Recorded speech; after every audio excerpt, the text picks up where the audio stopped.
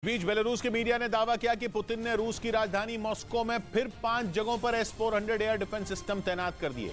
इस खबर के सामने आने के बाद इस बात की चर्चा तेज हो गई कि पुतिन को कहीं मॉस्को में यूक्रेन के हमले का डर तो नहीं सता रहा है, क्योंकि जब से पुतिन ने यूक्रेन पर हमला बोला है, रूस के कई शहरों को भी निशाना बनाया गया है। वहां के बेलग्राद में तो कई बार इतने भीषण धमाके हुए कि पूरा रूस ही दहल गया। यूक्रेन की सीमा से महज 50 किलोमीटर दूर मौजूद रूस के बेलग्राद शहर में तेल डिपो और हथियारों के गोदाम पर वार किया गया था, क्योंकि पश्चिमी रूस के कुर्स्क इलाके में हमला बोलकर एक छोटे पावर स्टेशन को उड़ा दिया गया था। कहा जा रहा है कि रूस के कई शहरों पर हुए हमलों के पीछे यूक्रेन का ही हाथ था, जिसके बाद पुतिन को राजधानी मॉस्को पर भी खतरा मंडराता नजर आया, जिसे सुरक्षित करने के लिए उन्होंने वहां एयर डिफेंस सिस्टम तैनात करने शुरू कर दिए।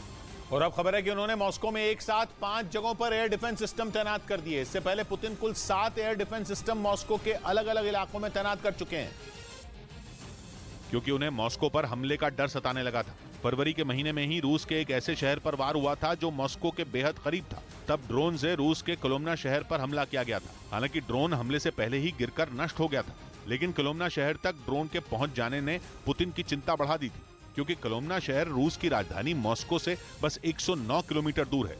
और राजधानी के इतने पास दुश्मन का ड्रोन आने से पुतिन की नींद उड़ गई।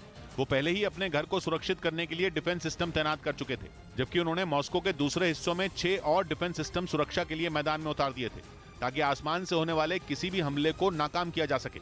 लेकिन मॉस्को के इतने करीब ड्रोन पहुंचने के बाद वो फिर वहां की तगड़ी किलेबंदी में जुट गए। उन्होंने वहां ऐसी तैयारी शुरू कर दी जैसे मॉस्को पर कोई बड़ा हमला होने वाला हो, क्योंकि इस बार पुतिन ने मॉस्को में एक साथ 5 S-400 एयर डिफेंस सिस्टम तैनात कर दिए, जिनमें 2 S-400 मॉस्को के उत्तर और उत्तर पूर्व हिस्से में लगाए गए, जबकि 2 मॉस्को के पूर्व और 1 को दक्षिण पूर्व में तैनात किया गया। मतलब यह कि पुतिन ने मॉस्को के चारों दिशाओं में डिफेंस सिस्टम की दीवार खड़ी कर दी। इसके लिए उन्होंने एक बार फिर जमीन से हवा में मार करने वाले S-400 पर भरोसा जताया, क्योंकि ये ड्रोन लड़ाकू विमान, क्रूज और बैलिस्टिक मिसाइलों को तबाह करने की ताकत रखता है। इसकी रेंज 400 किलोमीटर से ज्यादा है, जबकि यूक्रेन की सीमा से मॉस्को की दूरी करीब 500 किलोमीटर है। यानी अगर यूक्रेन की सीमा से किसी भी तरह का हमला किया गया तो S-400 मॉस्को से काफी दूर ही उसे नाकाम कर देगा। और इसीलिए मॉस्को में जनवरी के महीने से अब तक 10 से भी ज्यादा S-400 एयर डिफेंस सिस्टम तैनात किए जा चुके हैं।